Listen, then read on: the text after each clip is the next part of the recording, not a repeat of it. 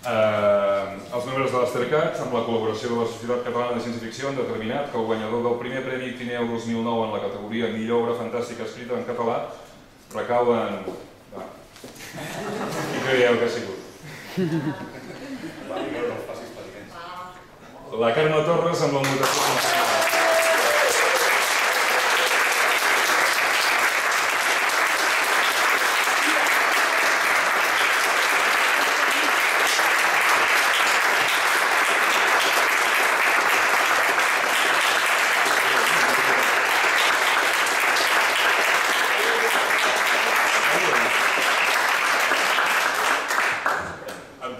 carinyosament et digui que ho aclapares tot,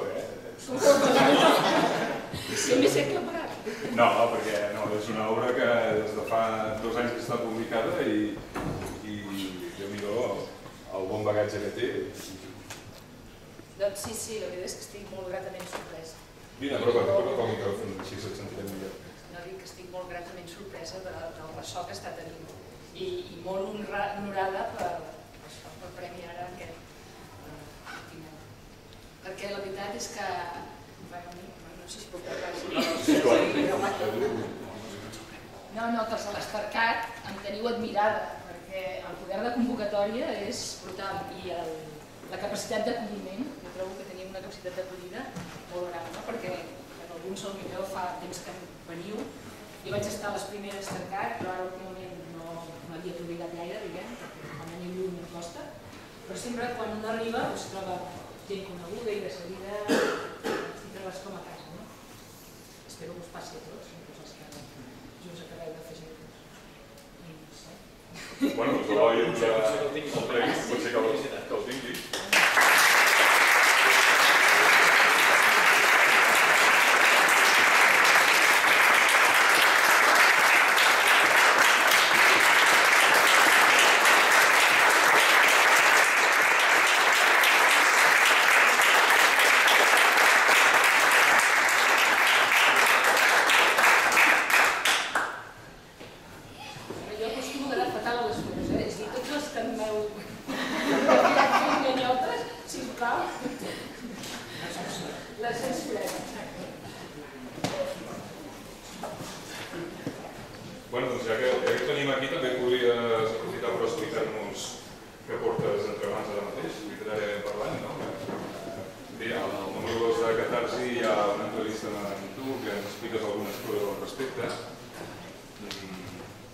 Doncs sí, el que passa és que escric molt a poc. Llavors tinc una altra novel·la ara que estic fent de ciència-ficció, ambientada en un futur més proper, i estic en això. El que passa que també escric coses que no són de ciència-ficció. Tinc una primera novel·la de relació sentimental i també hi ha una altra que està acabada i que està voltada per les editorials. M'ho passo molt bé escriure això. I clar, i si em doneu moral com és avui, encara escriure més. Bueno, que el ritme, això és una cosa que cadascú porta al seu i segurament fins i tot en diversos moments de la teva vida suposo que els ritmes seran diferents, no? Perquè també el procés de rebre estímuls també canvia molt, segons les circumstàncies que vas tenir en cada moment. Sí. Jo rebia molt estímul de la feina, perquè jo treballo amb robots, no? I llavors això feia, no és que els robots siguin molt estimulants, que a vegades no són gens, però vull dir, això em feia pensar sobre les implicacions del tipus de feina que fem, sobre com els robots ens acabaran moldejant la manera com som nosaltres, perquè en definitiva els robots seran els educadors del futur, jo crec. I ara es fa molta robòtica social, al Japó hi ha robots mainadera, robots dependents de botigues, robots guies de museus, vull dir que a poc, i cada vegada tenen una forma més humanoide, amb això em puc enrotllar molt, Diu que això que a poc aniran ocupant moltes tasques de relació amb les persones. Llavors simulen molta mobilitat, són capaços de captar els sentiments o les emocions de les persones, i per això això pot tenir riscos, perquè canviarà la manera de relacionar-se. L'empatia, per exemple, amb un artificial, no sé com funciona, però també ens poden millorar com a persones, donant-nos eines per ser més creatius. Llavors, vull dir que el fet de treballar amb robots fa que em plantegés moltes d'aquestes coses, una mica l'ètica darrere del robot. I llavors la motivació d'escriure la rebo això de nosaltres, de gent que em llegeix, llavors em fa comentaris i m'enriqueixen. Perquè aquesta nova obra que estàs preparant també hi ha robots, hi ha cyborgs, també està emparentada amb... És més d'informàtica. És més d'informàtica? Sí. Més xarxes socials. També doncs que... Com ha quedat? No, vull dir que està molt...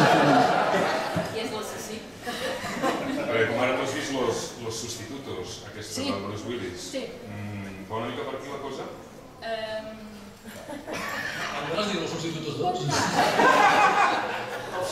He de dir que Los Sustitutos hi ha gent que la critica molt, perquè diu que planteja una temàtica que al meu entendre està molt bé, que no l'heu vist, és simplement que cada persona té un o més substituts que ell controla des de casa, és a dir, persones, posa una sèrie d'aparells i de sensors alimentaris i tal, i controla un substitut, que és un androide, normalment és molt més guapo que la persona. No, normalment no.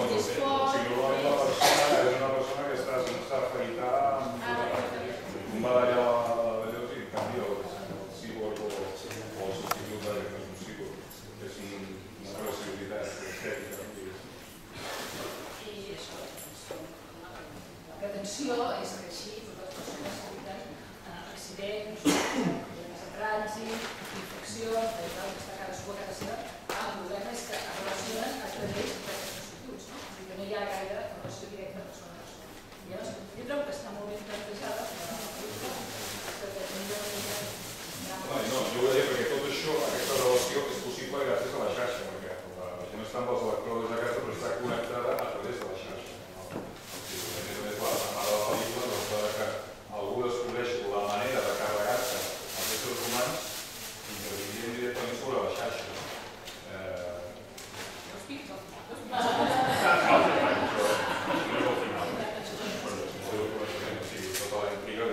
No, però a part, això són 5 històries de les quals el guionista en porta escrites 2, la preqüela de la pel·lícula i la pel·lícula en realitat de la història de no sabem com acabarà aquesta història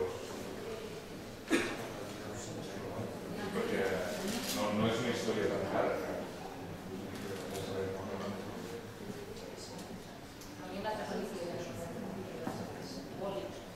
Parlava una mica una pel·lícula per nens i en canvi el contingut conceptual i darrere jo trobo que està molt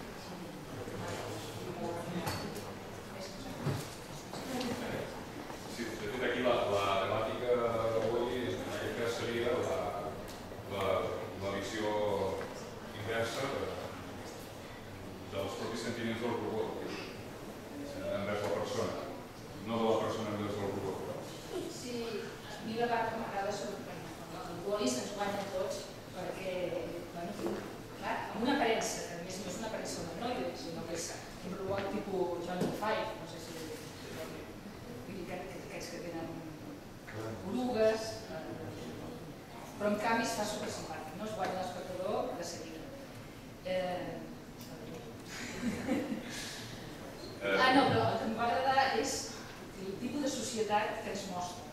És a dir, mostra una societat, primer que han hagut d'abandonar el planeta perquè està tot ple de xalles, és a dir, és un mocador de xalles, el planeta Terra, i llavors la societat viuen en una nau, em sembla que són, i es dediquen a l'oci, és a dir, no fan res, i diguéssim que ho han traspassat totes les seves responsabilitats sobre els robots que són els que ho fan tot. Però els robots tampoc no és que tinguin responsabilitats, són més màquines. No és que no facin res, és que a més són incapaços de fer res.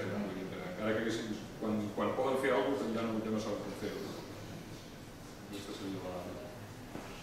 Sí, clar, les persones han perdut, igual que molts han perdut ja la facultat de multiplicar o la facultat de fotografia, perquè les màquines que ho fan, doncs clar, si no deixant la capacitat de decisió en els robots, acabaran això, que ells tindran el coneixement encara que no seran conscients.